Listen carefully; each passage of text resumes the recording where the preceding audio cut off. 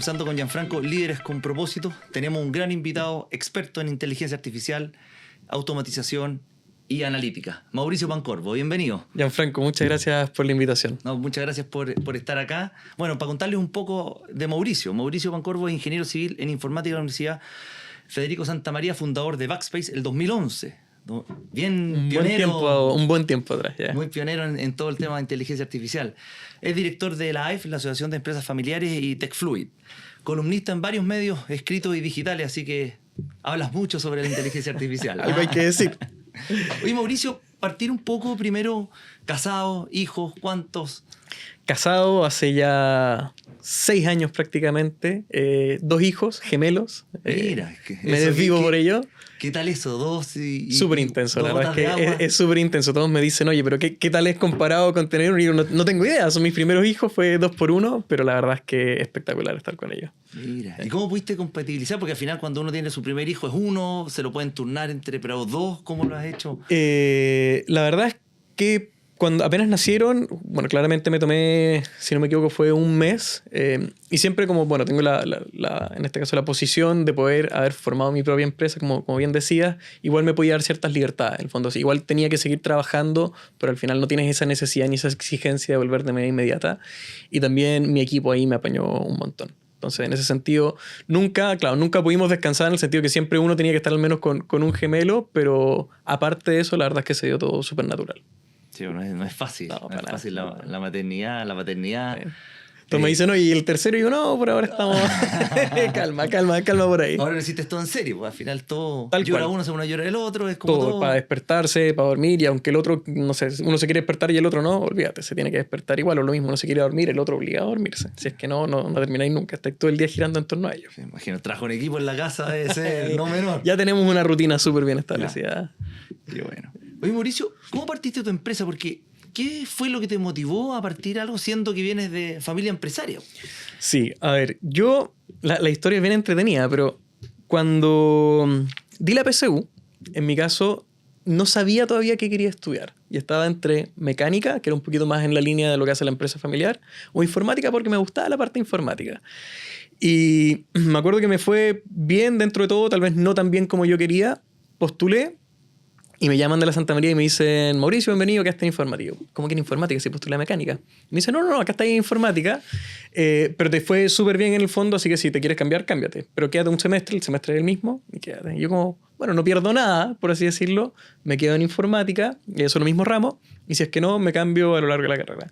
Y me quedé medio encantado con el tema de informática, la verdad, terminé la carrera claramente ahí mismo. Y en último año se me presentó la oportunidad de decir... o me voy a trabajar o a algún lado, y justo con un profe tuvimos un ramo en que vi una tecnología como que muy específica, un software muy específico en su minuto. Y dije, oye, esto está súper interesante, me conseguí para hacer la práctica en una empresa que representaba esa marca acá en Chile, y vi la oportunidad, en el fondo, ciertas cosas que no me habían gustado mucho de cómo hacerlo mejor, y dije, bueno, no pierdo nada, por suerte no tenía compromisos, tenía 24 años, estaba saliendo de la universidad, y dije, voy a probar con esto. Estaba todavía viviendo con mis papás, en el fondo, insisto, sin ninguna responsabilidad económica ni nada que hacer, que es uno de los principales ventajas que creo yo que tuve en su minuto. Y así partí. La verdad es que se dieron súper bien las cosas, bueno, claramente no exentas de sufrimiento, de dolor, de harta incertidumbre, pero siempre con esta vista de que la tecnología tenía mucho que aportar. Y en realidad yo te diría que ahora ya 13 años prácticamente desde que formé la empresa, se han empezado a encontrar ambas empresas. La empresa familiar desde un punto de vista que antes era mucho más industrial, pero con el tema de sensorización de las cosas, Internet de las cosas, ahora la inteligencia artificial, hay un punto en común que está apareciendo y bueno, ahí vamos a ver en qué queda eso. Increíble, o sea, informático por accidente. Por accidente. Siempre me gustó, pero el error de la selección fue evidente. ¿Y te lo mandaste tú o se lo mandó la universidad? Me lo mandé yo. O tal vez inconscientemente puedo haber dicho, oye, ¿sabéis qué? Yo asumiendo que iba a estar en la otra, voy a postular acá en informática. Realmente hace cosas inconscientes como que... Y no cacha y la verdad es que me encantó. Fue una muy buena experiencia. Ahora, como tenía esta visión también de que quería mecánica, por así decirlo, o industrial, bueno, estaba un poquito en esa línea, yo era el menos informático de mis compañeros. O sea, te podrás imaginar también el perfil de informática en la Santa María y yo era el menos informático de ellos. Y cuando empecé a tomar electivos de industrial, que era como la otra parte que siempre me gustó, que era un poco más de gestión, claramente era el menos industrial de los industriales, pues yo era súper técnico para ello.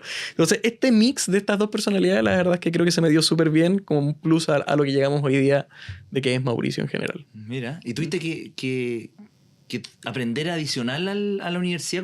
Porque si todos los que se metan en informática supongo que vienen un poco ya preseteados, que tuvieron experiencia, o papás que estudiaron, o... Lo que pasa es que yo sabía hacer, no te voy a decir unas tremendas páginas web, pero yo ya había aprendido a programar algo en el colegio. Por eso igual me gustaba, ¿cachai? No era que para mí fuera un mundo como, oye, me interesa sin saber qué es. Igual había hecho un par de pruebas, o sea, algo sabía lo que me esperaba, pero claramente no. De hecho, una de las anécdotas más divertidas que hay es que mis compañeros eran muy, muy buenos. La verdad que tengo muy buenos recuerdos de ellos y técnicamente de un nivel muy, muy alto. Y yo era el peor programador de todos. Programaba, pero era el peor programador de todos, por lejos.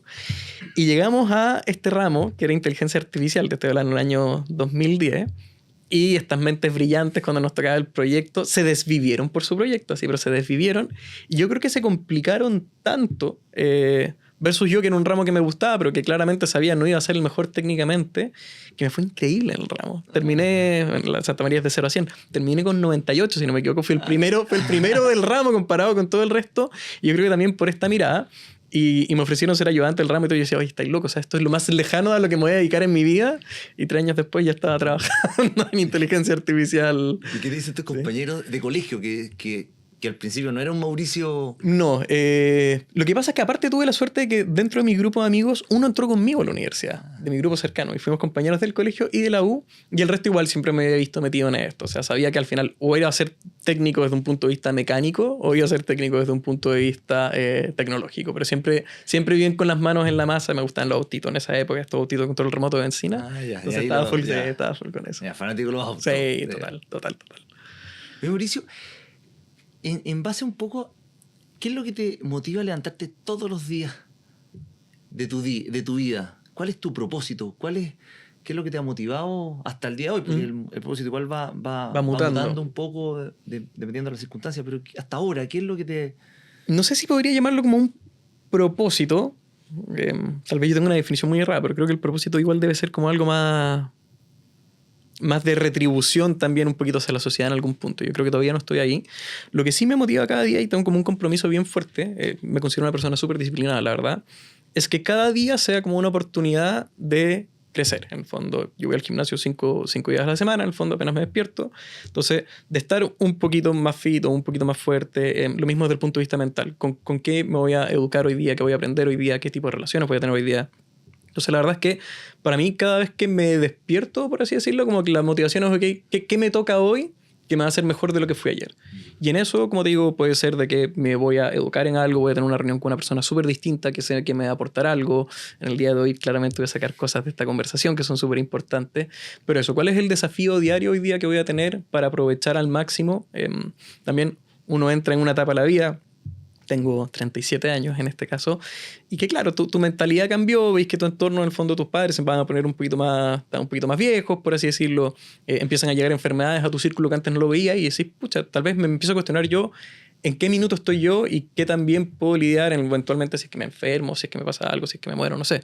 Entonces, simplemente con ese propósito de decir, sabes que estoy en mi mejor minuto y di todo lo que pude, sea familiar, con mi hijo, con mi esposa, con lo que sea, yo te diría que es mi día a día la motivación que tengo. ¿Y cómo llegaste a eso? Porque eso es un hábito que cuesta. ¿Y planificáis la semana? ¿Cómo lo hacís como para poder ser constante? Porque al final... La constancia, la verdad es que soy súper disciplinado, te diría yo. El tema es que yo nunca me consideré una persona muy deportista, para serte franco. Probablemente hasta 4º año de la universidad. Me tocaba hacer deporte, al final nunca fui gordo, tampoco soy... En el colegio a mí me cargaba el Cooper, test de Cooper. ¿Sí? Así, y tenía que hacer la resistencia infinita. Y eran 12 minutos, nada, y ahora a mí no me molestaba, la verdad. No me molestaba, pero lo que sí me pasaba, yo estaba en un colegio británico, yo era de contextura muy pequeña, por así decirlo, y claramente tenía rugby como una temporada, y claramente no era mi lugar de performance comparado con el resto, ¿cachai? Pero ahí lo que pasó es que siempre hice deporte, nunca me molestó, pero tampoco nunca lo disfruté como el resto. Y cerca de tercer año o cuarto año de universidad me metí mucho en el tema de los autos. Empecé a competir en karting, empecé a hacer distintas cosas. Y el gimnasio era una motivación para tener mejor performance en lo que quería hacer en ese minuto, que era competir en estas carreras de autos, ¿cachai? Y desde ahí empezó un tema de la disciplina, tal vez 3 veces a la semana probablemente. Y cuando formé la empresa el año 2011... claramente con todos los desafíos de emprender, etcétera, me di cuenta de que a mí no me gustaba despertarme a trabajar. Como que necesitaba todavía un minuto para mí, para hacer mis cosas, para distraerme y para estar mucho más despierto. Ya después te puedo contar los hábitos que tengo hoy día para eso. Pero desde ahí se quedó entonces la costumbre de que yo me dije, no me voy a despertar nunca a trabajar, yo me voy a despertar a darme un tiempo para mí y ahí voy a ver eventualmente qué es lo que voy a hacer después de eso. Entonces probablemente... desde el 2012 tiene que haber sido, claramente uno iba a la oficina todos los días en esa época, me daba lo mismo a la hora que yo tenía que estar en la oficina, si era 7:30, 8:30 o 9, igual iba a ir al gimnasio antes, para darme este tiempo. Y se hizo una rutina. Yo ahora los días que no voy al gimnasio, por A o B o C motivo, me acosté muy tarde y ya sabéis que vale la pena dormir esta media hora más, 1 hora más, igual no estoy tan lúcido mentalmente como siento ahora que un día que voy al gimnasio comúnmente para estar en la pega. En el libro El Club de las 5 de la mañana habla un poco, independiente que no hay que levantarse a las 5 de la mañana, puede ser un poquito más tarde, pero habla un poco de la rutina todas las mañanas previa exacto. a y eso, la verdad es que el estado de ánimo me cambia, la forma en que pienso me cambia, el fondo, cómo puedo abordar una reunión en ese minuto cambia, el ánimo, o sea, todo. Hace poco vi un podcast también de cómo el ejercicio ayuda al cerebro de infinitas formas. Ya dan un ejemplo de por qué Tony Robbins, que es este speaker como bien conocido, antes de empezar sus conferencias, él tiene como un trampolín chiquitito, así como el porte de esto, y él salta en el trampolín, no sé, 1 minuto, y ahí sale a hablar. Entonces esta tipa, que era la neurocientífica que estaba en ese minuto hablando, explicaba qué es lo que pasaba en el cerebro y por qué tenía mucho mejor performance en el escenario, solo por haberse 1 minuto antes de salir al escenario, haber empezado a saltar ahí en la cámara. Sí. Bueno, uno lo ve también ahora con Rafa Nadal. Cuando antes de entrar a la cancha, el otro está ahí parado y Rafa corriendo para todos lados, como se va a cansar antes, pero es para tema de concentración. Justamente. Y eso es una de las cosas, al menos a mí me ha ayudado muchísimo y la verdad es que ya se transformó en un hábito, pero igual me considero fuera de eso una persona disciplinada y si es que me pongo la meta lo voy a hacer igual, ¿cachai? ¿Y seguís corriendo en karting? ¿Te motiva? Cada vez me encanta, me fascina, pero cada vez menos. Ya claramente los tiempos que uno va disponiendo en la medida que teniendo otras responsabilidades son los menos, pero me encanta. Yo mi sueño es haber sido piloto Fórmula 1, pero la contextura mía no... No, pero no creáis.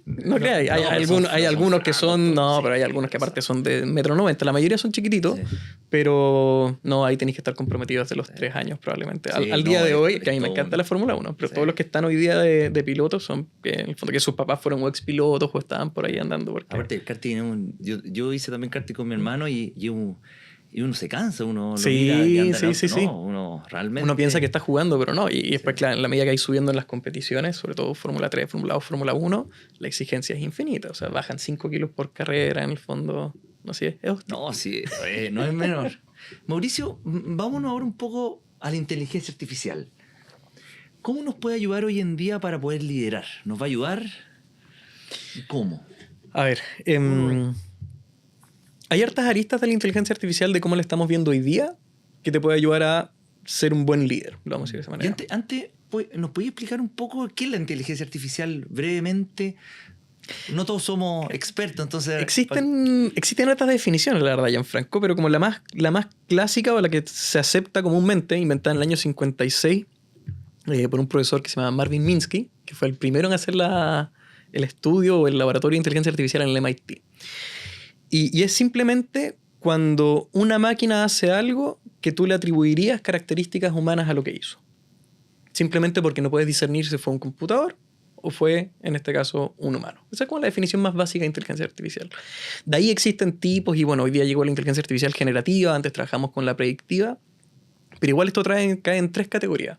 La inteligencia artificial estrecha, que simplemente es cuando tú le haces o le enseñas a que ejecute una tarea.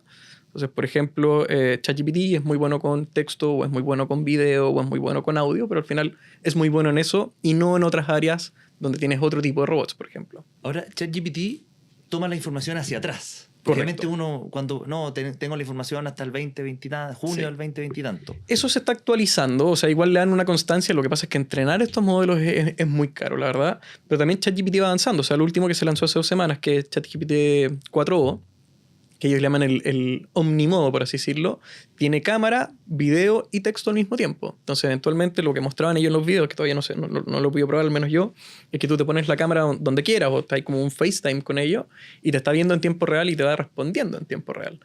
Entonces, a lo que vamos a ir avanzando es que se vaya entrenando después en el mismo dispositivo. Todavía el hardware no aguanta para que se entrene en el mismo dispositivo. Sigue siendo costoso, pero vamos avanzando hacia allá. Y en el minuto en que eso avance mucho, antes todos lo tiraban para el 2045 o algo, ahora está más cercano a los próximos 3 o 5 años, es la inteligencia artificial general. Y la general es el siguiente paso de la estrecha, y es cuando ya no solo hace una tarea, sino que prácticamente es tan complejo como un humano, desde el punto de vista del contexto, de lo que puede hacer, de lo que puede ver, etc. Y ahí la idea es cortarlo, porque existe un tercer tipo, que es la superinteligencia, que si es que no ponemos las leyes correctas, eventualmente es cuando la humanidad entra un poquito en riesgo y se nos va todo a un mal lugar. Sí, porque está la película esta, la de Will Smith. Sí. Que también, claro, y fue hace mucho tiempo esa película. Esa película fue, no sé si los 90, principios de los 2000. Yo soy Robot, I'm Robot, sí. ¿Cierto? Sí. Pero sí, para allá va al final. Entonces, por lo mismo, las leyes son importantes. ¿Y son leyes por país o ya leyes mundiales? No, a ver, Europa ya sacó su AI Act, que le llaman, que al final es la ley de cómo se va a regir Europa. Estados Unidos tiene principios, pero todavía, al menos al día de hoy, no tiene una ley en específica. Y acá en Chile ya tenemos una propuesta de ley después de un año de trabajo de diputados, senados, expertos, privados, etc. Y esa propuesta de ley yo te diría que se parece mucho a la europea. Se ve bien, al final lo único que hace es regir a la inteligencia artificial por el riesgo que puede eventualmente traer a la sociedad. Un riesgo inaceptable, que sea discriminatorio, que sea con algún sesgo muy específico, o después ya son simplemente riesgos alto, medio, bajo, según el impacto que podría tener en la persona o en la sociedad. Ahí tocaste un tema de los sesgos en cuanto a la inteligencia artificial, y en algún momento escuché que no sé en qué país, que ya los autos estos que van reconociendo, que va un poquito también el tema de la ética, si tengo un animal y una persona, esquivo el animal y todo, pero ha pasado como con la inteligencia artificial, está recién empezando. Había una persona blanca y una persona de color, y no pudo distinguir entre que la persona de color era una persona y de repente la confundió con un animal o un mono, lo que realmente... ¿Esas cosas pasan? Pasan, y ese es el problema que tiene el sesgo, y puede ser desde cosas muy básicas como, oye, ¿sabéis qué? No quedé en la selección de los 3 candidatos para esta pega porque al final se dieron cuenta que siempre contrataban a hombres y yo soy mujer y quedé fuera en este caso, o a cosas tan graves donde ya se pone en riesgo la integridad de la persona, como el caso de la inteligencia artificial. Hay un documental en Netflix muy bueno, no me acuerdo el nombre, que mostraba precisamente eso, al final, que era una persona de color que llegaba cada... Hay algoritmos que la gente llega y usa, ¿ok? Y esta persona llegaba, quería usar el algoritmo, y decía, oye, no funciona, no me reconoce. Y alguien se le acercó en su laboratorio y le dijo, qué raro, a ver, déjame probar a mí. Y se puso y lo reconoció al tiro. Y se empezaron a dar cuenta de que la gente de color no la reconocía porque había sido entrenado solamente con caras de personas blancas. Y al final empezó a avanzar mucho, se hizo bien popular el caso, formaron algo que se llama el Algorithmic Justice League, como la Liga de la Justicia del tema algorítmico, pero precisamente para que no existan estos sesgos que sean de color, de sexo, eventualmente de lo que se te ocurra, de edad, lo que sea. Entonces el problema es que hay que tener mucho ojo con eso. Sí. Y es de los desafíos. Ahora también me acordé que uno le dice gente de color a la gente negra. Sí, y la otra, yo tengo un conocido que me dijo, oye, me dicen de color, y ustedes son de color porque pasan a ser blanco, después se queman rojo, después, entonces al final... Totalmente. Uno dice, hay un tema ahí de color. No, yo soy negro, ustedes son de color, porque le pasan distintas etapas, pero increíble. Entonces la inteligencia artificial toma... O sea, da resultados o lo que uno le pregunta, cosas así, en base a lo que uno le cargó. Exactamente. O sea, toda la data es al final, toda la data histórica o con lo que lo entrenas es un input para lo que te va a devolver. Entonces, si es que alguien empieza a usar inteligencia artificial en la empresa, por ejemplo, oye, ¿sabes qué? Quiero que me ayudes a seleccionar como yo vengo seleccionando los últimos 30 años. Y eventualmente solo seleccionabas hombres entre 45 y 50 de cierta universidad. Lo único que va a hacer es replicar ese comportamiento. ¿ya? O lo mismo en este caso que hablábamos de la parte biométrica. Si es que solamente estoy en Chile y le muestro fotos de personas chilenas y eventualmente llega alguien de otras características, no sé, alguien asiático, no lo va a reconocer. Porque dice, oye, esto no lo reconozco como lo que tú me dijiste que tiene un ojo de este estilo o algo así. Increíble. Entonces también es como uno prepara la inteligencia artificial para que realmente Totalmente. tenga un... Y los desafíos de gobernanza de inteligencia artificial dentro de la empresa van en esa misma línea, en el fondo. Cuando todos empiecen, y eso ya están empezando, pero cuando las empresas en 2 años más todas tengan inteligencia artificial metida, cuando se gobierne eso a través de una política de inteligencia artificial, así como tenga una política de ciberseguridad o una política de gestión de datos, tiene que estar muy consciente respecto del tema de sesgo, cómo se audita ese sesgo y cuál es eventualmente el impacto que esto puede traer, porque si es que no, aparte tengo la ley por el otro lado que me va a caer encima, oye, esto es un riesgo inaceptable. Otro riesgo inaceptable, por ejemplo, es manipulación cognitiva.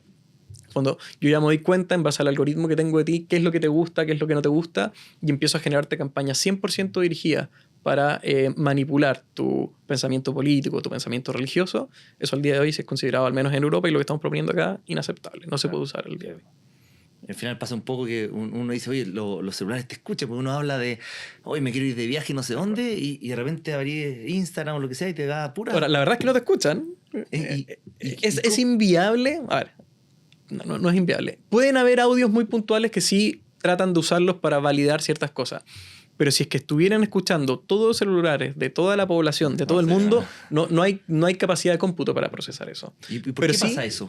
Porque al final estás tan segmentado por la inteligencia artificial, en el fondo, que te puso en un clúster de, ¿sabes qué? Por lo que en general ha estado buscando, en general por lo que ha estado haciendo, en los lugares con los que está, con las personas que se está juntando, porque eso sí lo hace en el fondo.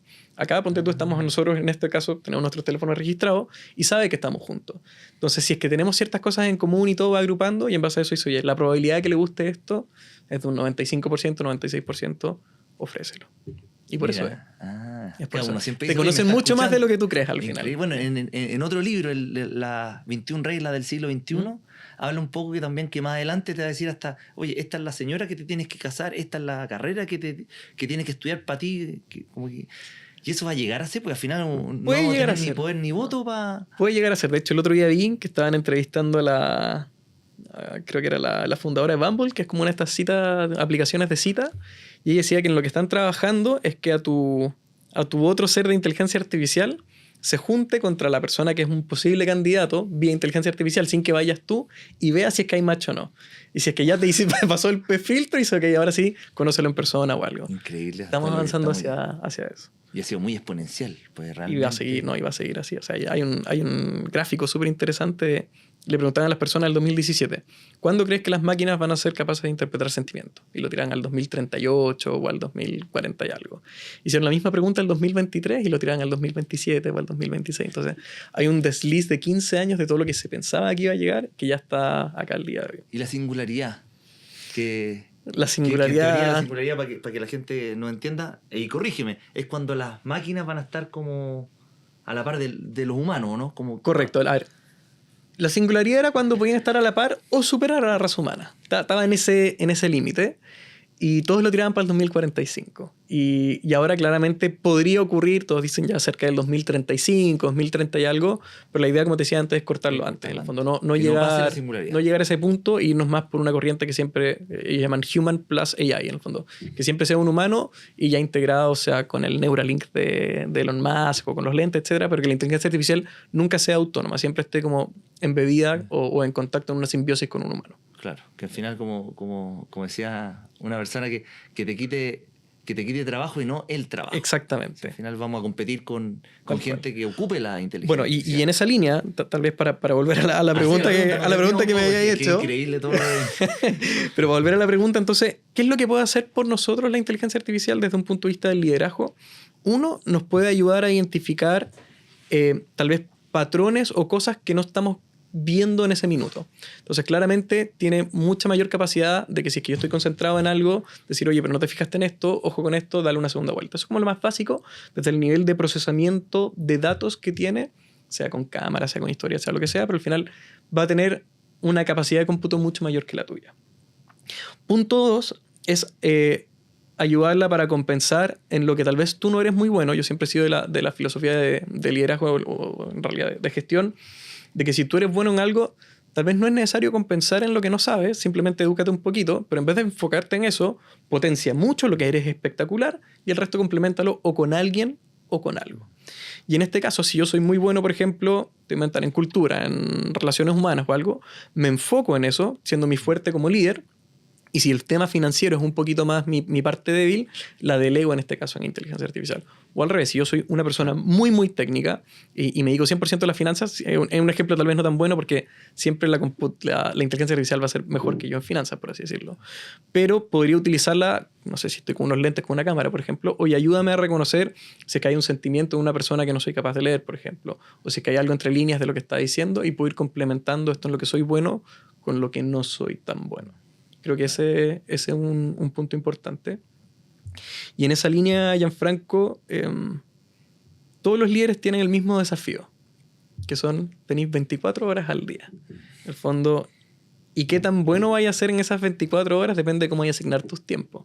Yo te decía antes que te me metí en el tema de dormir. A mí me gusta dormir bien. No es que duerma 40 horas, en el fondo. Duermo de 7 a 8 horas, pero me gusta dormir bien para tener buena performance durante ese día. Entonces, ¿qué hago en las otras horas? Si que vais sumando entre que tenéis que almorzar, pasar tiempo con la familia, ciertas cosas, están quedando al final 14 horas, 12 horas al día en las cuales compites contra alguien que está dispuesto tal vez o a dormir menos o algo y va viendo. Y en ese sentido, el uso de inteligencia artificial para quitarte tareas de poco valor agregado, responder tus correos en el fondo, ayudarte con tu agenda, o sea, lo que sea, que de repente uno pierde tiempo en tontera, es donde el líder le podéis sacar, como líder le podéis sacar más provecho. En el fondo, enfócate de nuevo en lo que tú eres bueno y deja todas estas tareas un poquito más banales delegadas a la inteligencia artificial y enfócate en cómo te diferenciar con el resto en tu propuesta de valor, en valor agregado, lo que sea. Sí, y eso también se está viendo un poco en la educación, porque antiguamente uno era bueno para matemáticas y malo para castellano, y te ponían profesor para castellano, para mejorar, y dejáis un poco el tema de las matemáticas. Totalmente. Hoy en día todos los colegios estoy en el periodo de postulación. De postulación y todo, que al final no es menor. Claro, todos decían que al final potencian el área que mejor les va. Sí. Tiene que potenciar esa área para ser un buen, no sé, si es un artista, un muy buen artista, si es un matemático, un muy buen matemático. Al final, que un poco lo que decís tú, que al final la inteligencia artificial nos va a ayudar a sacar esas tareas que uno no le agrega valor. O sea, al final uno va subiendo con esto ahí, con el crecimiento, y tiene que ver cómo... ¿Qué es lo que va a pasar? Yo creo que la educación igual hay un tema de discurso y hay un tema de realidad. Yo creo que todavía está bien atrás respecto a lo que está pasando, y es porque el cambio fue demasiado radical. No es fácil adaptar un sistema educativo a esto. El otro día conversaba con alguien y me dijo, no, cuando mis hijos vayan a la universidad, sus hijos son como similar de edad a los míos, que son chicos, todavía no van al colegio. Yo me quedé mirándola como, ¿tú de verdad crees que van a ir a la universidad tal como fuiste tú? ¿A ese nivel, a ese concepto de universidad? Yo creo que eso no. Capaz que sean cursos más chicos, de menos tiempo, de 1 año, 2 años. O que el conocimiento técnico te lo van a pasar ahí nomás. O sea, insisto, no sé cuál va a ser la tecnología ni el mecanismo. Pero un chip así. Sí, totalmente. O sea, lo que hizo Neuralink con la persona hace, creo que ya llevamos 1 mes o 1 mes y medio, que es al final, si bien él tiene el chip en la cabeza, era una persona que no tenía capacidad de mover nada, en el fondo, desde el punto de vista de su cuerpo, ¿cierto? Y ahora, pensando simplemente, él mueve, por ejemplo, el computador e interactúa con el computador. Entonces, hace 1 semana lo entrevistaron no me acuerdo cuál fue el show, estuvo en Estados Unidos, y la persona estaba como mostrando cómo jugaba ajedrez mirando, ponte tú. Y la persona le dijo, pero espérate, yo quiero entender. ¿Tú estás mirando la casilla a la que quieres mover? Y la persona mira la cámara y dice, no, yo pienso a qué casilla quiere mover. Entonces se queda mirando la cámara y se empieza a mover el mouse por ahí. Entonces, estamos en la parte más básica, este es el concepto 1. Yo sé que el FDA le dio un acceso a una segunda persona ahora. Pero estamos en la parte más básica. Claramente la idea es que no te taladren la cabeza ni el cerebro para llegar a esto. Sí, un poquito lo de Neuralink. Ahí Zuckerberg de Meta dijo que no, él va a tratar de que sea como vía wireless, así como inalámbrico. Pero para allá va.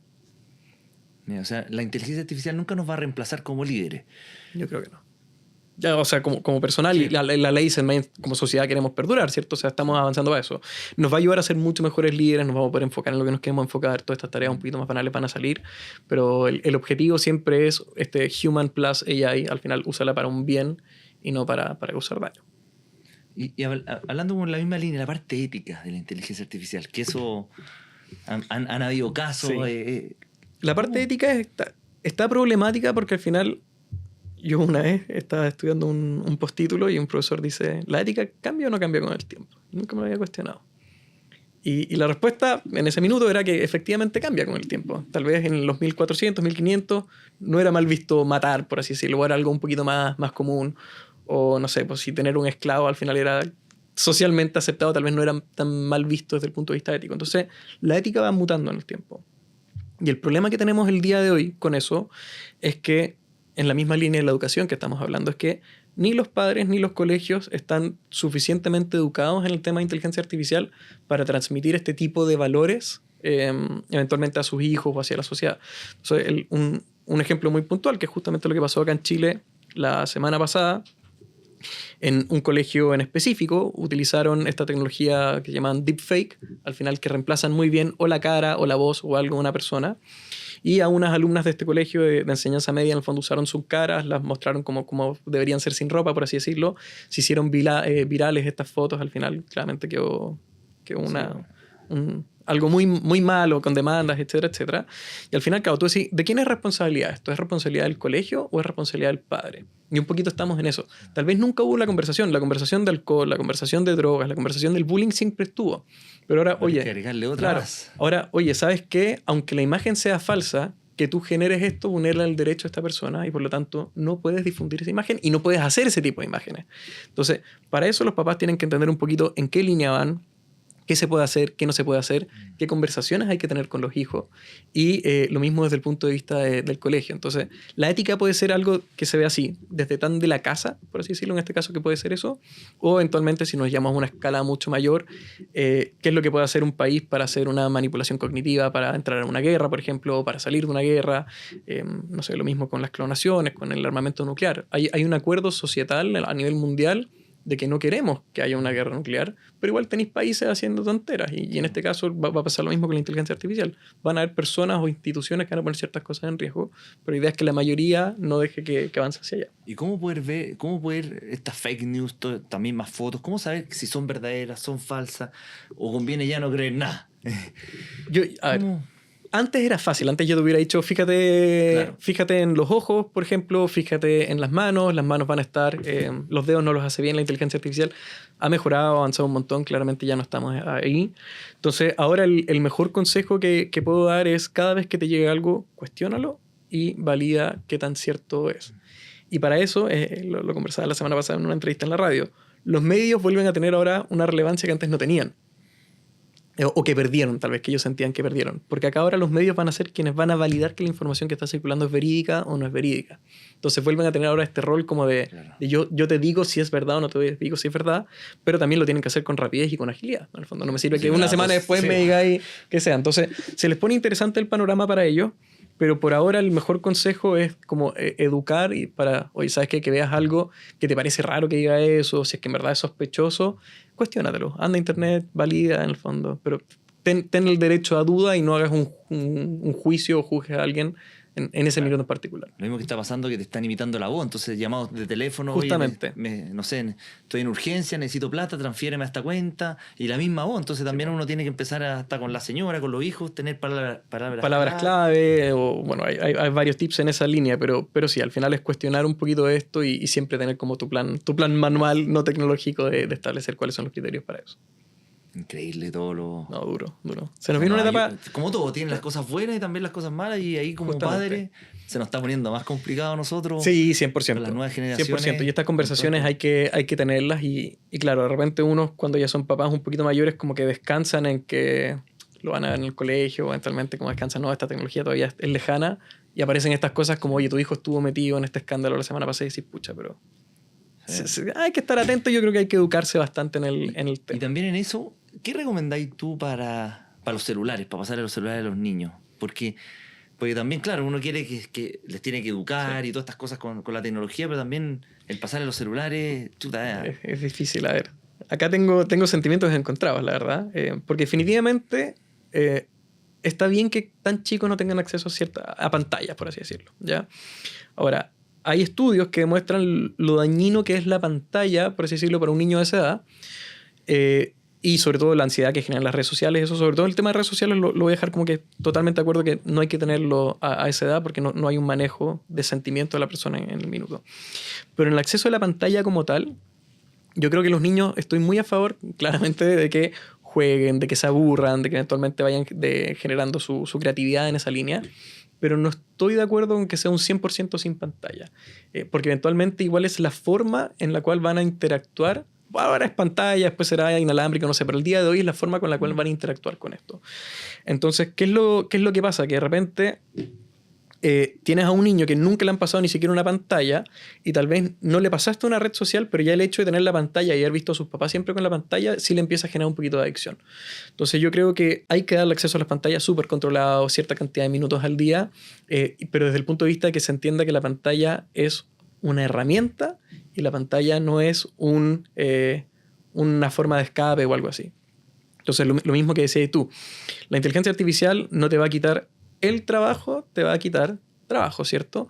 Pero para que te quite trabajo, quien tiene que saber usarla eres tú. Sí. Entonces, si es que tú no sabes utilizar la inteligencia artificial y viene tu competencia al lado, que es otro humano, pero que sí lo sabe usar muy bien, yo ya quedé en desventaja, ¿cachai? Entonces, desde ese punto de vista, tal vez es la parte que unas personas no van a estar de acuerdo conmigo, yo creo que sí tienen que tener acceso a ciertas cosas, a ciertas edades, en cierto tiempo, entendiéndose que es una herramienta que quedó para quedarse.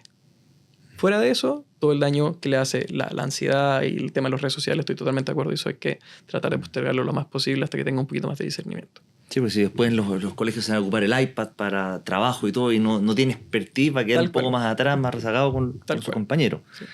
Pero es complicado, pues no es una receta. No, para nada.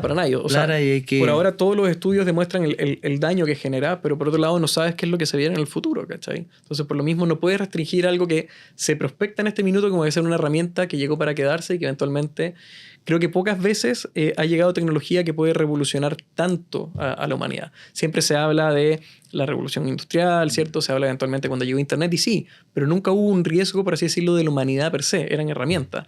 Ahora yo te digo, si es que eventualmente esto sigue avanzando y no ponemos leyes, nos ponemos en riesgo como especie.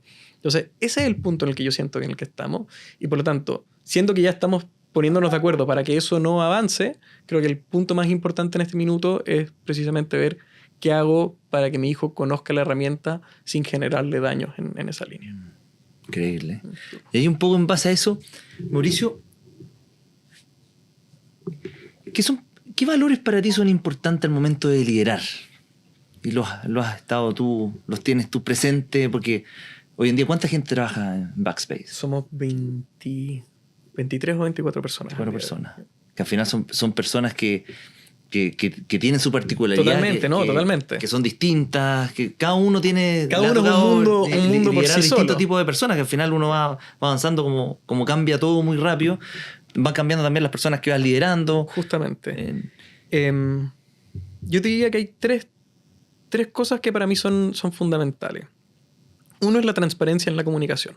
Yo creo que eso de que yo por estar en un cargo de liderazgo tal vez no debo transparentar todo, creo que siempre termina reventando en la cara en algún minuto y las cosas hay que hablarlas en su minuto con criterio, ¿cierto? O sea, si es que pasa algo malo no te voy a dar ahí mismo, pero eventualmente cuando ya el estado de ánimo se normalice, volver a conversar las cosas, etcétera, pero ser transparente respecto a lo que está pasando.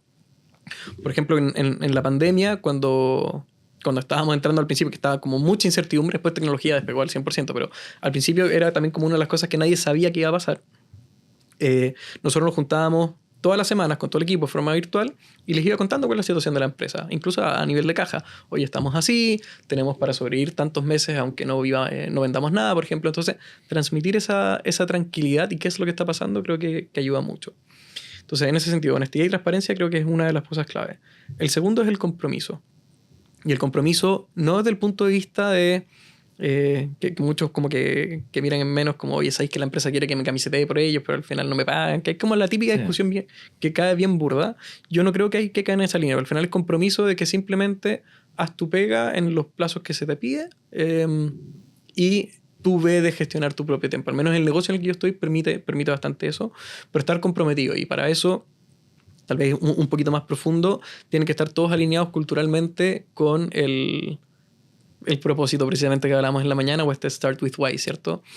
Nosotros siempre en la empresa hablamos mucho de por qué está Backspace, en el fondo. ¿Qué valor le traemos nosotros, más allá de la tecnología, a nuestros clientes? Y que el compromiso sea con eso. No quiero que tu compromiso sea con tu jefe, no quiero que tu compromiso sea conmigo, sino que el compromiso es con el motivo por el cual estás trabajando en esta empresa. El de Backspace. ¿Cuál es lo que hacemos en Backspace? A nosotros nos encanta decir que queremos que las personas tengan más tiempo.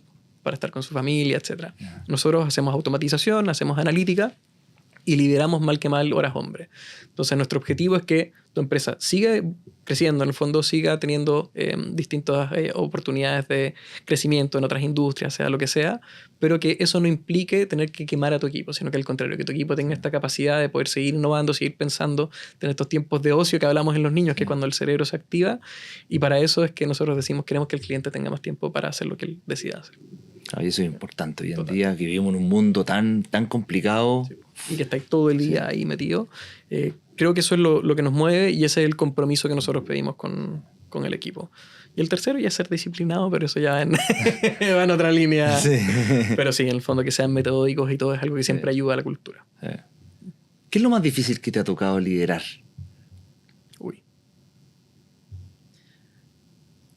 Hubo hace un par de años puede haber sido. Nosotros cuando formé la empresa partimos con 2 marcas en específico. Claramente hemos ido creciendo con marcas en el tiempo, pero partimos con una de estas marcas y en algún punto de la historia nos dimos cuenta de que si bien esta marca era nuestro caballito de batalla y probablemente representaba cerca del 60 o 70% de nuestros ingresos, el camino en el cual iba siguiendo esa marca no lo veíamos sustentable para nosotros en el tiempo. Y ahí tocó tomar la decisión en el fondo de decir, ¿sabes qué? Corto esta marca y voy a buscar un reemplazo o algo que siga satisfaciendo esa necesidad. Y ahí eso fue muy difícil desde el punto de vista de que me quedé con un equipo, que lo mantuve, prácticamente durante 12 a 18 meses, prácticamente sin trabajo todos los días. Entonces, ahí el desafío fue, uno, hacer que no se me vayan, porque son personas muy buenas, y por lo mismo que te decía, con transparencia, diciéndolo, oye, estamos en esto, esta es la apuesta, esto es lo que hay que hacer, y eventualmente ver que las cosas vayan pasando. O sea, entre medio llegó la pandemia y decir, chuta, ¿cómo me las arreglo? ¿Cómo me las arreglo acá? Entonces tenía muchas aristas. Una arista profesional, claramente, desde el punto de vista de que la decisión que tomamos en ese minuto, ojalá apostábamos a que fuera la correcta. 2, esta carga de ver de que igual estaba ahí con una carga de ciertos sueldos que en el fondo lo seguía pagando. La persona, si bien no es que no haya tenido nada que hacer, pero no se sentía tal vez desafiada. Hace poco estuve hablando con una persona y decía, a los equipos hay que tenerlos desafiados para que tengan interés en quedarse. Entonces eso fue difícil, lo logramos sortear. Y lo tercero igual, desde el punto de vista del liderazgo, una cosa es lo que tú muestras y otra cosa igual lo que tú sientes, creo yo. Y ese periodo también fue difícil. Al final van pasando los meses, uno dice, ya, esto va a durar, no sé, yo pensé que iba a durar 9. Y de repente está ahí en el mes 12 y decís, oye, todavía no doy vuelta a la situación, habré tomado la decisión correcta. Y empezáis con ciertos cuestionamientos que al día de hoy ya quedaron totalmente resueltos. Por suerte la estrategia se jugó bien, fue la movida correcta de hacer. Pero yo creo que ese periodo de mantener al equipo motivado, de en el fondo confiar en lo que estábamos haciendo, confiar en el proceso y esperar un poquito como... No solo es esperar, ¿cierto? Hay que hacer ciertas cosas. Fue tal vez lo más difícil que me ha tocado llevar hasta ahora, al día de hoy. Y en ese momento, ¿con quién te apoyabas? Porque realmente uno cuando tiene ciertos cargos de liderazgo, cuando crea una empresa y todo, de repente está ahí solo. Sí, po. De repente ahí, chuta, ¿con quién hablo? ¿Estaré haciéndolo bien? Porque de repente uno se mete en el bosque y quiere salir. ¿Cómo lo viviste en ese momento? ¿Con quién te asesoraste con alguien? ¿Cómo? En ese minuto sí, tal vez no hablé mucho de la situación en particular, pero sí tomamos una consultoría en términos de... Me acuerdo que era liderazgo y cultura, porque al final igual había un líder de esta área, ¿cierto? Igual hay una persona ahí atrás que está manejando eso. Entonces eso fue uno de los puntos que hicimos. Me acuerdo que entré a estudiar a la universidad igual para tener un círculo de apoyo similar. Y tengo un plus, en todo caso, que como tú decías al principio también, en mi familia, mi papá también fue emprendedor, tiene una empresa bastante más grande que la mía, lo vamos a decir así. Y en este caso siempre hay un consejo o algo con quien hablar ahí. Pero yo te diría que eso desde el punto de vista más también de cómo piensa un gerente general. Y en otro lado, con los profesionales, siempre he sido de si es que estáis mal en algo, anda a buscar el profesional correcto e invierte en eso, en el fondo. Aunque la consultoría vaya a salir X plata, tenéis que ver el retorno que va a tener esa consultoría.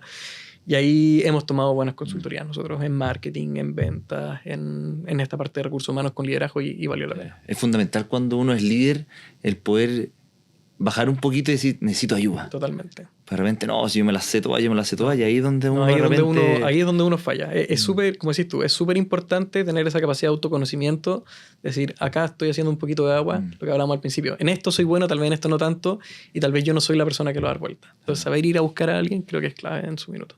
Sí, no es... ¿Cuál es tu secreto mejor guardado como líder? Es una pregunta... ¿Y quieres que lo diga en público? Que ya no va a ser secreto, voy a tener que buscar después otro. ¿Ah? Está bien, está bien. No, yo creo que hay unos que ya hemos hablado. El cuarto no lo he visto, pero los tres que hemos hablado son transparencia, honestidad, compromiso, disciplina, creo que es súper importante. Y el cuarto es que siempre en algún punto, la persona que te voy a decir, tienes que idearla que va cambiando en el tiempo. Pero siempre tienes que tener una persona física a la cual tú le puedas atribuir que es tu competencia. No una empresa, no algo así. Y tú te desvives contra él. ¿A qué hora me acuesto yo? ¿A qué hora se acuesta él? Si es que yo estoy durmiendo, él está trabajando, su empresa está creciendo más que la mía, da lo mismo que esa persona esté acá en Estados Unidos, en Europa, da lo mismo en el fondo. Pero tienes que tener a alguien que te motive desde ese punto de vista, estoy hablando en el sentido empresarial, a que te lleve a ser mejor en lo que estás haciendo. Oye, ¿sabes que él hizo esto? Chuta, yo no puedo porque no tengo esa habilidad. Consultoría adentro. Y eso yo te diría que es lo que nos ha llevado, y por eso te digo, de repente esta persona va cambiando, porque cuando partí la empresa, el que veía acá no es el que veo ahora acá. Claramente tengo una empresa mucho más grande arriba como a la cual tengo que decir qué está haciendo ese líder para hacer lo que está haciendo el día de hoy. Y yo creo que eso, después de las competencias, después de las frustraciones, porque al final esto te genera todo tipo de sentimientos, cuando ganas y cuando perdí, te ayuda al final a conceptualizar mejor qué es lo que tienes que hacer para traerle lo mejor a tu equipo. Interesante, porque realmente uno tiene que sentirse desafiado también constantemente y tener es muy fácil caer en el, oye, a la empresa le está yendo bien, estoy creciendo en tantos dígitos al año, bacán, con esto me pago lo que me quiero pagar. Pero no, pues, al final hay otro que es una mezcla, como te decía, entre el propósito y al final conceptualizar a esta persona en una persona física, que tú digas quién es el gerente general de esta empresa y ya te lo empecé a imaginar un poquito en qué está. Claro. Eso a mí me ayuda. Bueno, porque al final uno empieza a ir creciendo. De repente, claro, lo que hiciste tú me da bien, pucha, sabes que tengo buenos resultados, pero el otro sabes que se está yendo a otros países. Chuta, yo estoy acá nomás. Exactamente. Ya. Está haciendo, no sé, está abriendo todo. Justamente. Y la verdad es que eso trae muchas cosas, y al final no es que tú odies a esta persona, por el contrario, pues con muchos de los que ha pasado en la historia en estos 13 años que han ido cambiando, como te decía, al día de hoy somos amigos, nos encontramos en las ferias, nos encontramos en algo. ¿Y se lo decís? No quiero mi competencia, pero sí le agradezco, oye, me ayudaste con esto, me motivaste con esto, etc. Pero nunca esto no lo había hecho nunca con nadie, así que... Ya, pues de repente, imagínate, oye, ¿sabes que yo te he estado siguiendo tus pasos para poder psicópatamente, cada que he estado haciendo, pero sí, no, al final ahí el único objetivo es ese, en el fondo, entender bien en una persona cómo te mides para ver si estás creciendo o no creciendo y qué tienes que hacer para compensarlo si es que no lo estás haciendo. Interesante. ¿Y Mauricio, te considero un emprendedor o empresario? ¿O ambos? Yo te diría que un poco de ambos. No me gusta encasillarme en uno de los dos. ¿Qué es lo que pasa? Yo tengo un muy amigo mío que a él yo lo considero un emprendedor, pero al final son estos emprendedores seriales, ¿cierto? Que una empresa en entretención, una empresa en logística, una empresa... Pero bueno, ¿en qué minuto? Yo no me considero ese tipo de persona. Sí me gustó emprender en su minuto con todo lo que partí, pero yo creo que la evolución de la empresa te va llevando a que tienes que tomar decisiones como empresario o tienes que tomar decisiones como emprendedor. Si te quedas muy pegado en la parte empresaria, claramente estás menos adverso al riesgo y por lo tanto tal vez puede que no crezcas tanto, y por otro lado de repente no puedes estar tan adverso al riesgo siempre. Entonces desde ese punto de vista igual creo que hay un mix que uno va pasando por etapas dentro de la empresa, o de repente puedes decir, ¿sabes qué? Cumplí un ciclo en este caso, me podría ir tal vez a otra empresa, por ejemplo, y uno decía, ¿por eso es emprender? Pucha, depende, porque si es que eventualmente voy a hacer un cambio radical en esta organización, alguien lo podría tomar como que está emprendiendo prácticamente, empezando o reformando una empresa de cero. Entonces yo creo que es un mix de ambos según la etapa en la que estás y el desafío en el que estás. Es interesante en el separar dualidad, porque al final todos de repente nos sentimos emprendedores, de repente empresarios, y las dos cosas son útiles dentro de la organización. Totalmente. También el emprendimiento interempresa también es fundamental. Bueno, que es un poco lo que hicieron ustedes en todo caso, pero aparte, Gianfranco, hay algo que a nosotros no puedo hablar en representación de la asociación, pero el empresario tiene una connotación que es mal vista. Sí. Entonces, ¿por qué un emprendedor, que es como la representación de alguien bien visto en la sociedad, en qué punto lo transformaste en alguien malo? Sí. ¿Cachai? Entonces, por ejemplo, tenías estos líderes, sea de Notco, sea de Betterfly, lo que sea, que todos dicen, oye, el emprendedor choro, ¿en qué minuto deja de ser emprendedor, empieza a ser empresario y ya no deja de ser tan choro? Eso todavía no he podido darme cuenta y creo que es uno de los desafíos como sociedad que tenemos y también como representantes empresariales de cambiar esa imagen. Sí. Bueno, esto está un poco también la idea de este podcast de poder tener tener a grandes líderes para poder explicar un poquito su experiencia y conocerlo un poquito más de la parte humana. Totalmente. Yo te felicito porque al final eso son personas y son humanos los que están detrás de ciertas decisiones. Las decisiones no le van a hacer sentido a todos, pero yo creo que hay que darle el derecho a duda de por qué lo hizo. Yo no creo que la persona sea inherentemente mala desde ese punto de vista. Simplemente trató de hacer algo. Fue bueno, fue malo, eso se valorará en el tiempo. Somos todos humanos al final. Tenemos dos pies, dos manos, cabeza, respiramos. Justamente. Somos humanos, o sea, la podemos embarrar. Y hay muchos experimentos de que una persona tiene una concepción muy errada simplemente por lo que vio en las noticias o algo, y eventualmente cuando ya se juntan por A o B se dicen, oye, sé que esta persona no es como yo pensaba. Son personas al final, comunes. Y en la cabeza, yo me acuerdo de una historia de mi nona cuando en la vuelta ciclística estaban en Arica y estaban con los corredores, había traído, estaban chilenos con extranjeros y todo, estaban todos ahí los chilenos, y dijo, mira, ¿cuántas manos tienen? 2, ustedes 2, ¿cuántos pies tienen? 2, ustedes 2, son iguales, po, ya, po. Tienen las mismas posibilidades de ganar mañana. ¿Y me crees que ganaron? ¿En serio? Sí. Mira. Y al final es un poco la mente, cómo tú te preparas. O te puede generar, como dices tú, miedo, o te puede generar cualquier cosa, pero efectivamente, o sea, son personas. Hay una cosa que me llamó mucho la atención, tampoco lo he comentado con nadie, pero ayer fue el Gran Premio de Mónaco. Y ganó Leclerc, que es de Mónaco. Y el príncipe Alberto siempre ha estado en toda la ceremonia, pero siempre muy formal. Es un príncipe, o sea, tiene un protocolo. Y ayer se salió totalmente del protocolo y llegó y lo abrazó. Y yo me quedé viendo esto en la premiación como un poquito descolocado. Y al final tú decís, el príncipe, que tal vez muchas personas tienen acá, es un humano común y corriente y estaba emocionado. Se emociona, así que me y encanta. Aparte que Leclerc había estado ahí, que hacía la pole y no ganaba. Sí, ya eran 6 años creo que, entre que no, como decís tú, o no partió una vez, 2 que no terminó. Así que, no, ahí te das cuenta que todos son humanos, tienen su salida de protocolo igual. Sí, pues al final tenemos sentimientos, tenemos pena, alegría, que tenemos... Y eso también... La gente lo tiene que entender. Sí, al hay final familia tenemos detrás, familia detrás, tenemos problemas, noches no se duermen, millones de cosas que es importante. Oye, para terminar, porque pucha, el tiempo se nos está yendo, realmente vamos a tener otro capítulo, porque muchas cosas que ahondar, y después capaz que en el próximo capítulo ya haya salido otro tipo de... Esto va cambiando cada semana. Así que, ¿qué libro nos recomiendas para leer? Tú dices, ¿sabes que uno, un poco como inteligencia artificial, liderazgo, que podamos leer en un lenguaje entendible? Porque al final deben haber unos libros muy... Mira, a mí por lo general yo no soy una persona que se considera muy lectora, para serte franco, pero sí me gusta leer biografías o autobiografías, desde el punto de vista de personas que admiro, personas que han hecho algo choro. Y hay un libro que va en esa línea, pero no es una biografía, que se llama Los Innovadores. Y de hecho el autor es el mismo que tienes ahí, que es Walter Isaacson. Y Los Innovadores es un resumen de todas las personas que generaron un cambio en la computación desde que empezó en 1800 con Ada Lovelace hasta que estamos hoy día en su minuto con Steve Jobs o eventualmente con Bill Gates. Y te va pasando punto a punto, históricamente, qué es lo que contribuyó esa persona, qué es lo que pensaba esa persona, entre que eventualmente tuviste lo de la máquina Enigma, que después salió el transistor y cómo esto fue evolucionando. Entonces, es una mezcla de historia con las personas que participaron en esta historia para llegar al dispositivo. Creo que si no me equivoco el libro termina en el iPhone, de cómo llegamos a tener esta tecnología en nuestra mano. Y en ese sentido creo que da una muy buena mirada también de lo que se viene, ¿cierto? Como cada granito de arena que uno no lo ve como algo muy importante, llega al día de hoy lo que es. Y tal vez con esto termino, pero la inteligencia artificial como la conocemos hoy día, la parte más generativa con ChatGPT, por ejemplo, que todos hablan de el deep learning o el tema de machine learning, etc. Las redes neuronales se inventaron en el año 87. 87.